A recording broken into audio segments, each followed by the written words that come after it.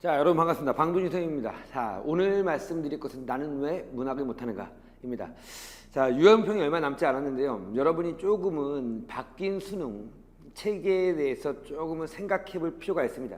공통 과목과 심화 과목이, 선택 과목이 분명히 나눠져 있고요. 그러므로 공통 과목의 중요성이 더 강화됐습니다. 왜냐하면 공통 과목이 중요한 이유는 얘가 34문제가 나오고 선택 과목이 11문제 나온다. 그 부분도 있지만 공통 과목을 잘 봐야지만 그 집단에 대한 모집단에 대한 이런 거죠. 선택한 학생들은 화작의 모집단이 있을 것이고, 그렇죠? 오케이. 그다음 엄매를 선택한 학생들은 엄매의 모집단이 있을 거야. 그 모집단의 공통 과목의 평균 점수가 선택 과목의 가산점으로 들어가기 때문에 플러스 점수로 들어가기 때문에 그 부분에 대한 조정 점수에 대한 생각을 좀 하시면서 공통 과목이 매우 중요하다는 걸 알고 있을 겁니다. 이제 좀 눈치챘을 거야. 상월합평과 사월합평을 보시면요, 아시겠지만 엄매화작의 비율이 화작이 7이고 엄매가 3입니다. 근데 1등급의 비율은 거의 5대5예요. 그만큼 엄매들이 공통 과목을 잘한다는 것이죠. 다시 말해서 지향점은 뭐다? 공통 과목을 잘 봐야 된다라는 겁니다. 그래야지 나에게 조정 점수가 더 잘 돌아올 것이니까. 근데 중요한 것은 여기서 봅시다. 공통 과목 중에서 두 가지가 있을 거예요. 우리가 저번 시간에 선생님이 저번 TC로 독서에 대해서 얘기했지만 문학과 독서가 있다고 쳐봅시다. 그러면 이 문학과 독서의 비율이 훨씬 더 올라간 걸 알 거예요. 그런데 더 중요한 말이 있어. 이 문학과 독서에서, 특히 문학에서 그렇지, EBS 연계율이 분명히 뭡니까? 더 떨어졌어요. 그러면 간접 연계로 나올지 직접 연계로 나올지는 모르겠어요. 하지만 영어는 확실히 간접 연계라는 말을 했지만 국어는 확실히 간접 연계라는 말을 하지 않았습니다. 그럼 직접 연계가 나올 것인데, 그럼 우리가 문학을 공부할 때 EBS를 해야 된다는 거야, 말아야 된다는 거야? 해야 된다는 것입니다. 아시겠지만 문학에서 시간을 줄일 수 있다면 우리가 어려워하는 비문학에 시간을 투자할 수 있고요. 그리고 문학에 대한 난이도가 점점 상승하고 있다는 것은 기류입니다. 그렇지? 그럼 봐봐. 우리가 해야 될 것, 문학에서 해야 될 것은 첫 번째, 뭘 해야 될까요? EBS에 대한 작품을 정리하는 것은 작년과 동일하게 하셔야 됩니다. 하지만 이 작품을 정리할 때 어떻게 해야 된다? 외우는 것이 아니라는 것이죠. 외웠다고 해서 우리가 맞추는 것이 아니에요. 작년에 유연평에 산상의 노래라는 작품이 나왔어요. 그런데 그건 EBS 수특에 있었던 작품입니다. 그럼 당연히 애들이 쉽게 문제를 풀어야지. No. EBS 연계가 된다면 더더욱 문제는 까다롭게 나올 수 있다는 거예요. 자, 아무튼 작품 정리는 해야 됩니다.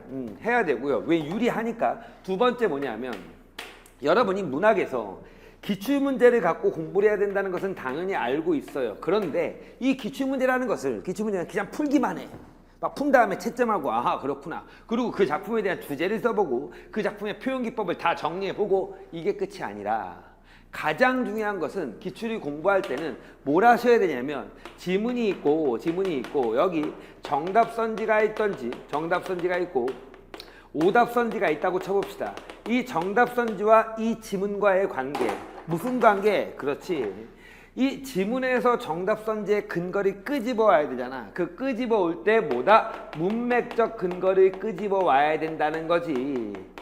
그렇죠? 오케이. 이 문맥적 근거가 정확하게 딱딱 떨어지면 그게 정답일 것이고, 애매하면 정답이 아닐 것이다 라고 하는 것에 대한 확실함이, 그 감각을 키우셔야 된다는 거야. 다시 얘기할게요. 기출문제 볼 때 어떻게 한다고요? 지문 정리하는 거 중요하지 않다고 했어요. 이 시가 무슨 자유시냐, 서정시냐, 이딴 거 쓰지 마 제발 부탁인데 내신 아니냐. 그렇죠? 오케이. 그럼 뭘 하셔야 되냐면, 정답선지가 있다면 이 정답선지가 어떤 식으로 지문에서 끄집어 갖고 오니까 근거를, 이 연습을 하셔야 된다는 거야. 이 문맥적 근거라는 것은 뭐냐면, 시라고 한다면 수식어라든지, 그렇죠? 서술어, 그렇죠? 오케이. 결국 문장 단위로 그 단어의 의미를 끄집어내는 거. 두 번째는 뭐냐면, 화자의 지배적 정서, 이 지배적 정서라든지 지배적 분위기, 이 부분에서 정답을 도출할 수 있는 힘이 필요하다는 거죠.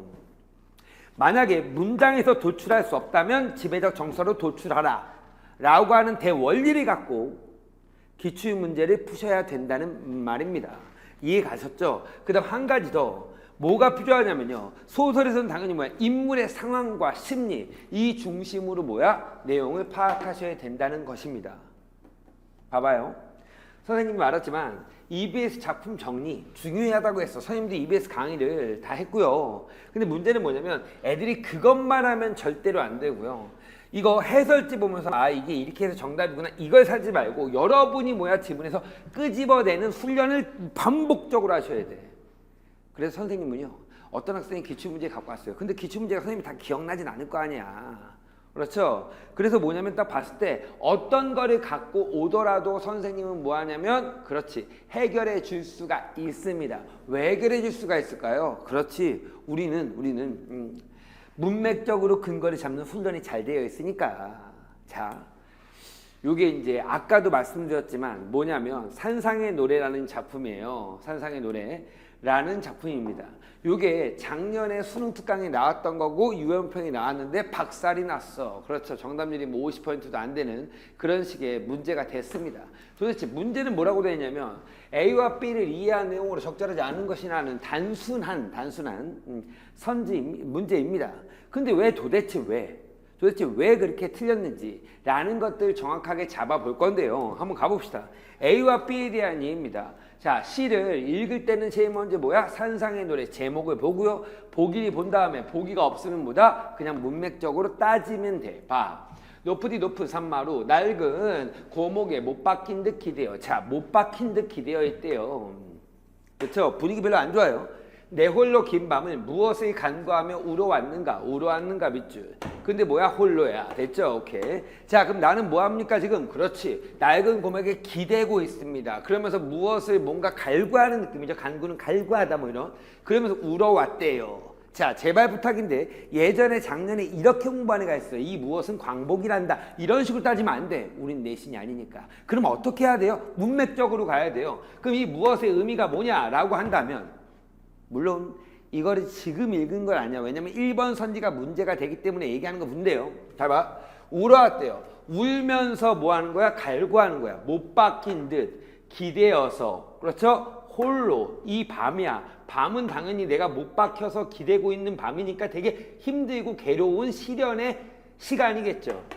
자, 적으려고 하지 말고 그냥 그럴 수 있구나 하고 이해해. 봐봐. 무엇을 갈구하며 울어왔는가야. 그럼 울어왔대요. 크라하에 울었어.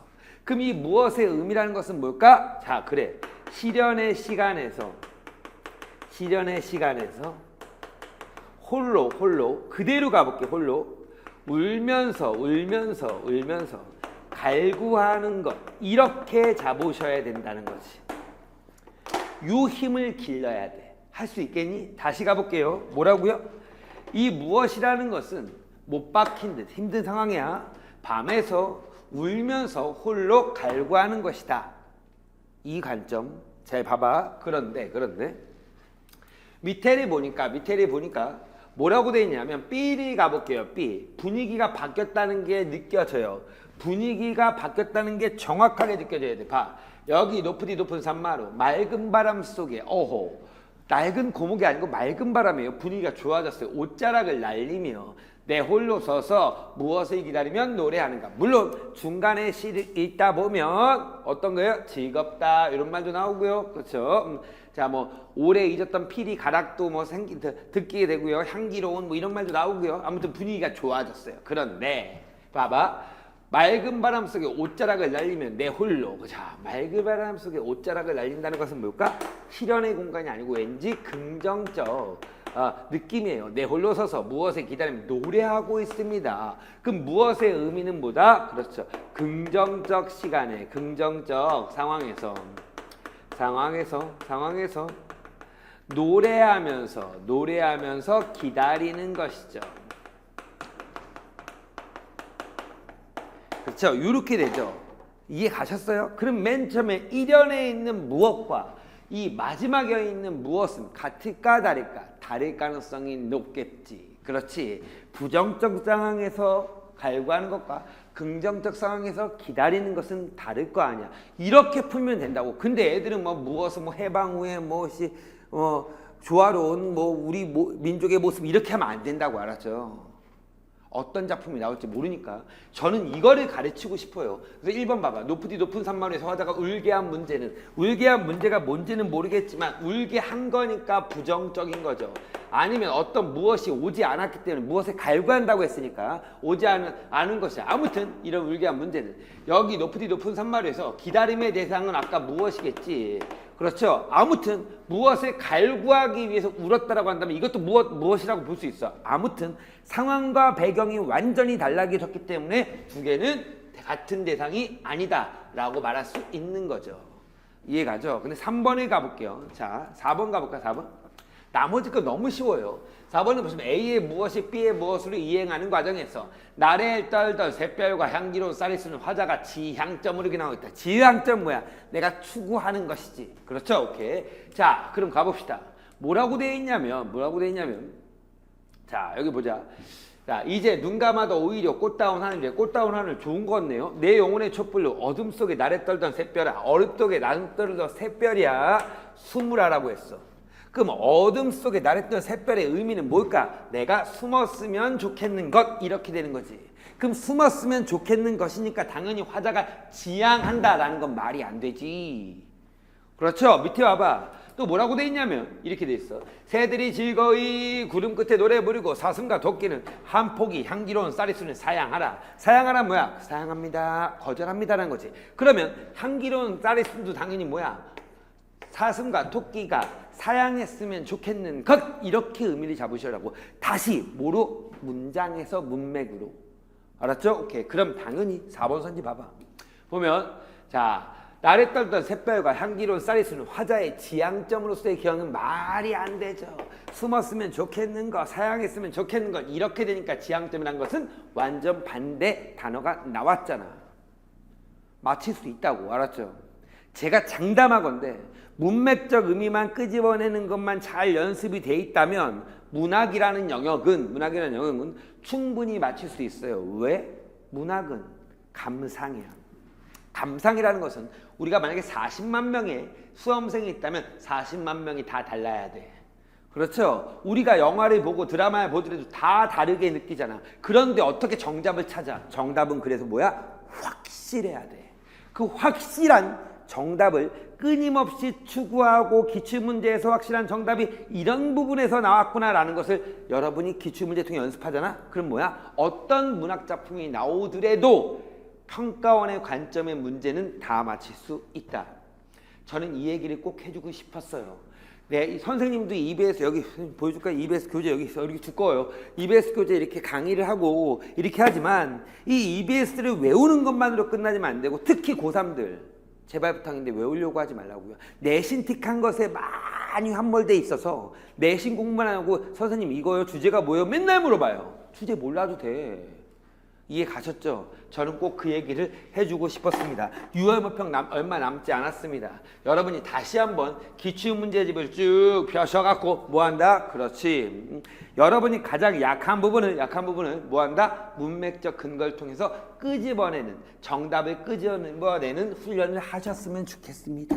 그러면 여러분은 문학을 분명히 정복할 수 있을 거라고 믿습니다.